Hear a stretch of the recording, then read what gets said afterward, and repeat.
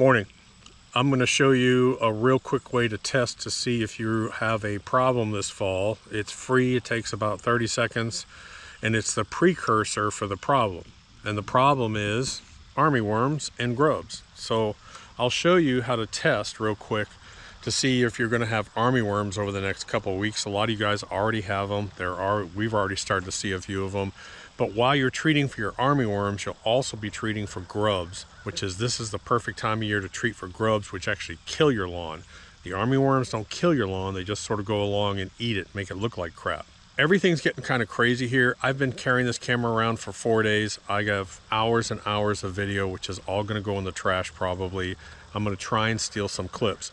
I'm getting ready to take a break and go down to the beach house for a few weeks. I'm gonna work on that lawn, I gotta work on that house, I got projects down there. Plus I'm gonna take a break and I'm gonna go fishing. I go fishing almost every morning down there. I have a special cart and an e-bike that I use. And it's actually really fun, and I'll shoot some fishing videos while I'm down there, but I'll also shoot some videos on that lawn down there. It's transformed. It was zoysia, but then I've got that common Bermuda moving in, so I just gave up. I just said, just let it go to Bermuda. So how do you do this test and know if you have armyworms coming in? It's pretty simple. You just take a hose, and you do this at sunset, and I want to stress that. Right at sunset, where you have a little bit of sun and mostly shade on your lawn, this is the best time to do that.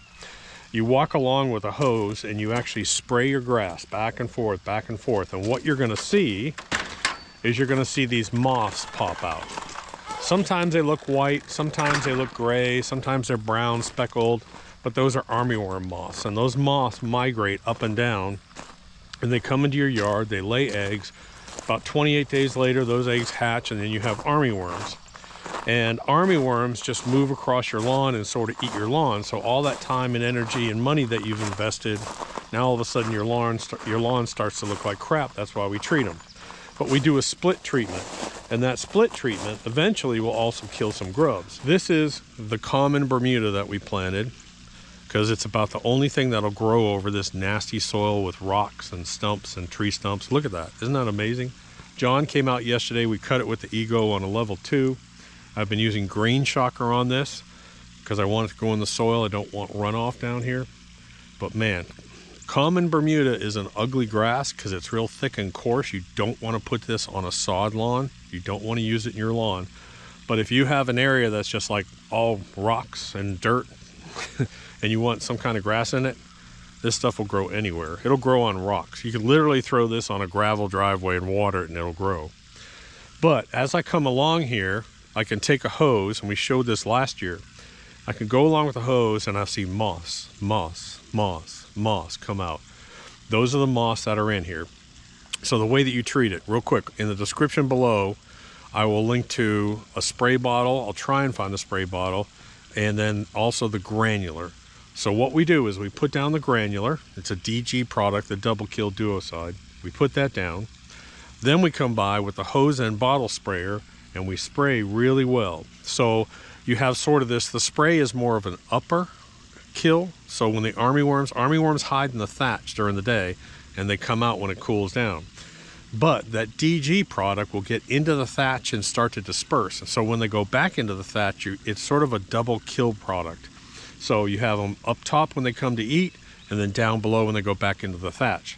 Now, after you start to have some rain events, that product, that double kill granular, will go down into the soil and kill your grubs. So that's what we do. That's how you treat it. Now remember, grubs are always in the ground, and they eat the roots. They kill your lawn. Armyworms don't kill your lawn. They just sort of walk across it and eat it and make it look like crap. The other place you can spray, if you have knockout roses, this is kind of cool. Go to your knockout roses, or if you have boxwoods, spray shrubs. Those little green evergreens, I forget what they're called over there. These boxwoods all along here. I was amazed. Each one of those little boxwoods had anywhere from 3 to 10 moths in it as I went by and sprayed. They love those little bushes and hiding places. Let me show you some stuff that's going on. So I'm gonna go up and show you the chickens. I'll show you some of the fields. The chickens, I had to redo their roosting bars. You're supposed to have about 12 inches per chicken. And amazingly, my chickens, like all chickens, they want to get up as high as possible. So they're always on the top, and how they get up there and how they manage to fit up there. So I went in there, I got covered with chicken shit, taking down these old bars and installing the new one. So I redid that. Maybe I'll show you some of that. Yesterday afternoon, I came out here. I have a fishing cart down at the beach that I hook up to my e-bike, and I go 2 minutes and I'm in the backwater, and then I can ride that whole thing, go out to the ocean. I have a live well in it, all that stuff, but it's been rusting out because we keep it outside, and that salt air just rusts the axles. So yesterday I came out and built Fishing Cart 2.0. This is a Gorilla Cart, which actually they changed the design of the Gorilla Cart. It's a little bit smaller, but it'll still work. So I had to change my tube placement. So these tubes hold my rods. I use a 5-gallon bucket for a live well. I have a bubbler, I have a battery, cooler, tackle box. All the tools that I need are in here. I hook it up to my e-bike and boom, I'm gone every single morning. It's so much fun. Time to tie them up. But if you have never experienced this, I don't think you really can live without experiencing this. Take a tomato right off the vine.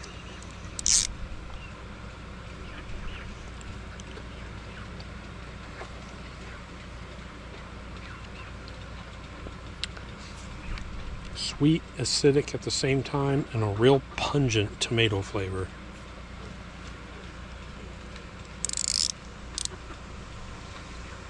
And no, I don't wash them. We don't use any chemicals, so I gotta be kind of careful because there is some Carolina horse nettle in here. Man, you do not want to grab that, man. All right, move back. Move back. Move back. Move back. Move back. Move back. Move. Stupid chicken. Move. Move.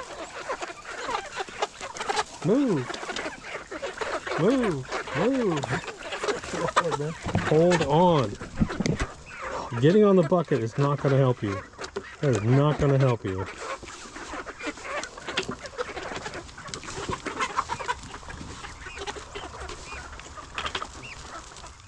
Get you some greens.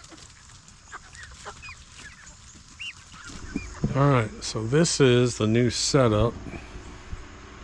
I sort of have a ladder here, and then I put up 2x4s, and then on top of the 2x4s I ran the roosting bars up here. They're natural, just trees. The only problem with chickens basically do 3 things.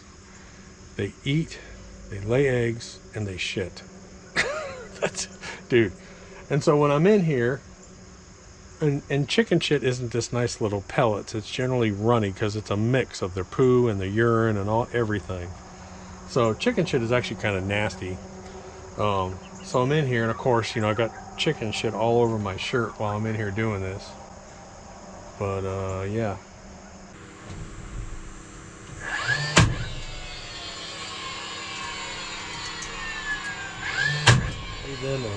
Made them a big ladder, and then I've learned that they want some like hopping sticks. So I got hopping sticks up, and then I've got those rails. They always want to go to the top, so I put a bunch of top rails. Man, I got chicken shit all over me. They're so funny. I built them that little jungle gym the other day, and they're already... Chickens want to get up high. Look at them. I got a couple jungle gyms for them, but they just love to get up there. So one of the things that I am excited about is we're going to free range them, but we have too many hawks and owls around here. So I bought a bunch of hawk netting, and we are basically going to stretch that hawk netting. See all these tall 2x4s? We're going to stretch that hawk netting over this entire garden. And man, you think these girls will have fun out here?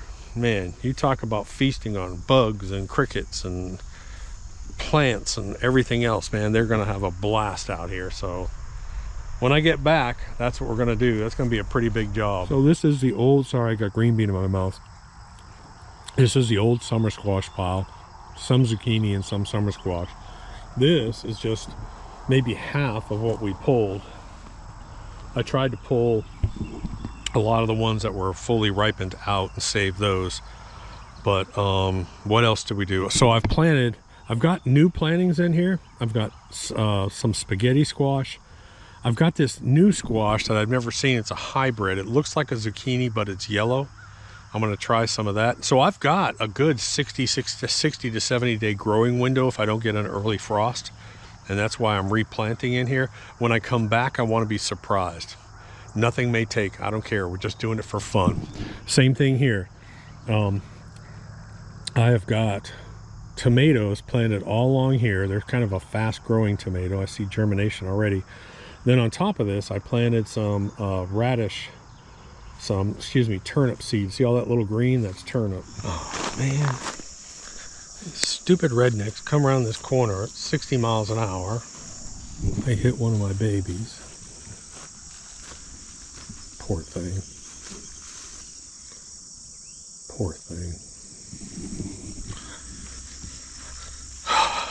We can only put so many signs up.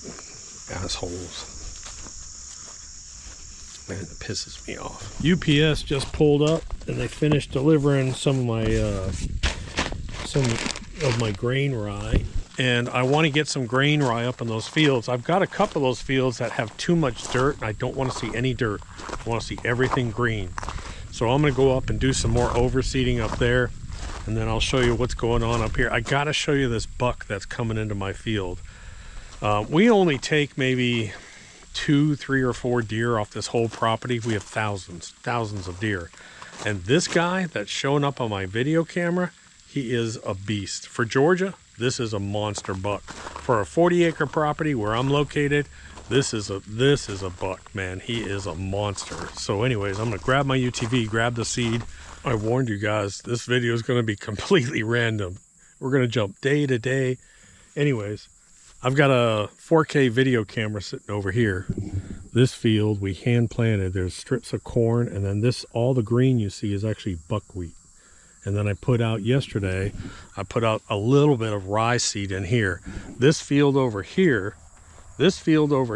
really struggles, and I've got too much bare ground, and I killed off all that Bermuda, so I'm seeding that real heavy in rye. Plus there's turnip, plus there's clover. That field over there is absolutely gorgeous. This buck is coming up here, and man, I'll tell you what, he is a monster. I'm actually going to I'm going to put a new SIM card in that one and see if he came back last night. And but man, he is just beautiful.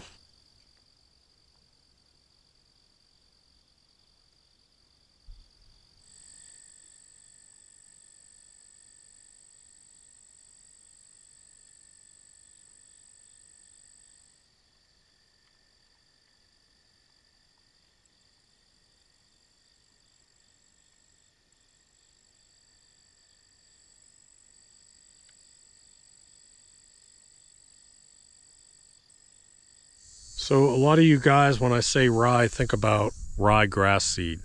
That's not what this is. This is a rye grain. And you can see the difference here. It actually is a grain seed. Typically, for food plots, you'll do this in the fall because it'll really withstand a lot of frost. But like I said, rye is one of the few things that germinates very quickly. Will germinate down to like 38 degrees on a soil temperature. So, but my main goal is I've got raw dirt here and I do not want that field over there is absolutely gorgeous. Absolutely gorgeous. This one, no.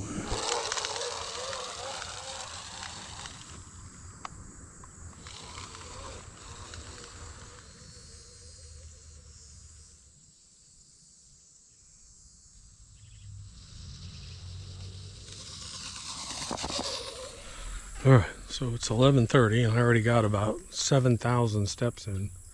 This field gets irrigated and it's got roots in the ground. I put a little bit of that grain rye out here, just a sprinkling, not real heavy. But right next to it, I don't have irrigation over here.